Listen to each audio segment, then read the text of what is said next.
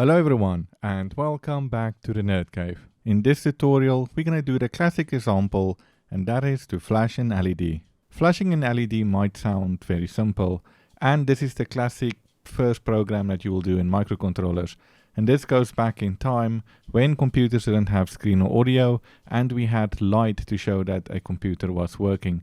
And that is why through all that time the first program that you will ever do is flash an LED.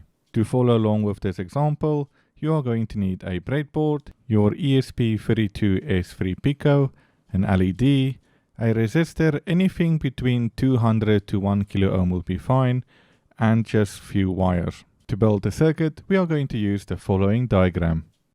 Let's quickly go build this circuit together. To build this circuit is very easy. We first will go plug in our microcontroller like this.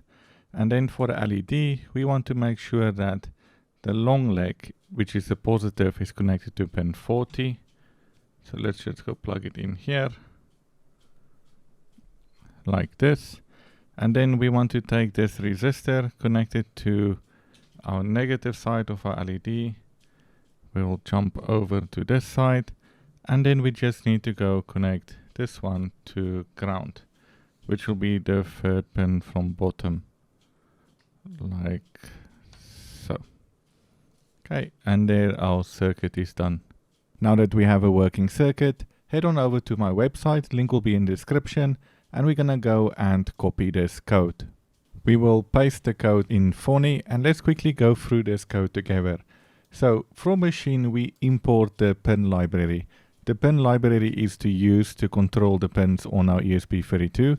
This will allow us to make the pin mode either to be an input or an output.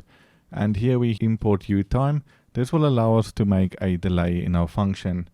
And then here we set up our LED, which we're going to use pin 40. And here we set the pin mode to pin out. So this will make that pin an output. And then we create an endless loop here. And then we make that LED value to be 1. So the LED will turn on. We let it sleep for 2 seconds. And then we let that LED value be 0. So in other words, we turn it off, and then it is turned off for another 2 seconds, and this will keep repeating forever. Running the code, we can see the LED stays on for 2 seconds, and then it is off for 2 seconds. And that is all for this tutorial. What we will do in the next video is going to be a small mini project where we're going to add more LEDs, and we're going to create a LiDAR scanner, or most famously known as Night Rider LEDs. I will see you in the next video.